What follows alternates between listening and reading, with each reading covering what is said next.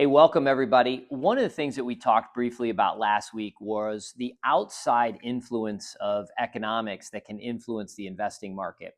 One of those areas that's probably one of the most important is interest rates. Think of interest rates like the charge that you pay on borrowing from a credit card or when someone borrows a mortgage to buy a home or a car. It's real simple. The higher the interest rate, the higher the payment you're going to make on that loan. Therefore, if it's a really high payment, maybe you don't buy the house, maybe you don't buy the car. Well, if you're not aware, right now we're in a period in our country where we have incredibly high interest rates. Now, we have an organization in our country called the Federal Reserve. And the Federal Reserve is an organization that sets those interest rates. That's their job, is to set high or low interest rates. In fact, they move them periodically. Now, why do they do that? They do that to try and cool the economy or sort of promote the economy. Now, if you think back several years ago, we had COVID, right? 2020, we had COVID, and one of the results of COVID was inflation. You probably heard about that. The price of everything went up because there was all sorts of issues during COVID. We couldn't get products in, they were stuck at the ports, and so the price of goods went up considerably. That really hasn't changed much. Now, you might hear people say, oh, inflation has calmed down, but I'm still paying $5 or $6 for eggs, and your parents are probably still talking about how terrible inflation is.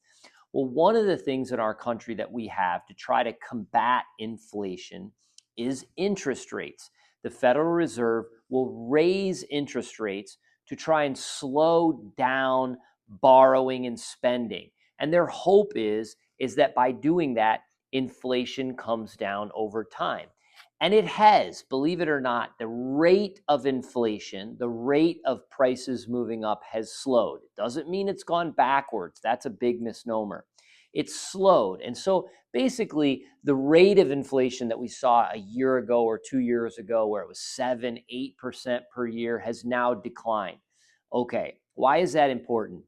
Well, once they have combated inflation, the general idea is that the Federal Reserve should then lower interest rates. They should be lowering interest rates. What to do? To spark borrowing again so that people can buy a house, people can buy a car, etc. So here's what you need to know about this week. First of all, that's the backdrop. Interest rates are incredibly important. It's a topic that we'll talk about all year because they are currently high. But this week, our Federal Reserve chairman, the head honcho, his name is Jerome Powell. He will be speaking from an economic symposium in Jackson Hole, Wyoming.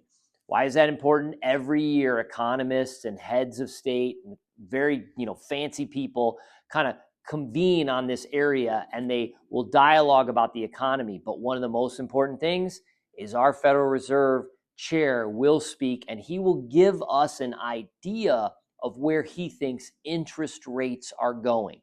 As a sidebar, we have a very fascinating thing in our country happening right now, and maybe you've heard of this. We have President Trump being very vocal about his idea of where rates should be, and we have Jerome Powell not moving rates. And it's becoming an interesting dialogue, almost like a little bit of a tiff or an argument.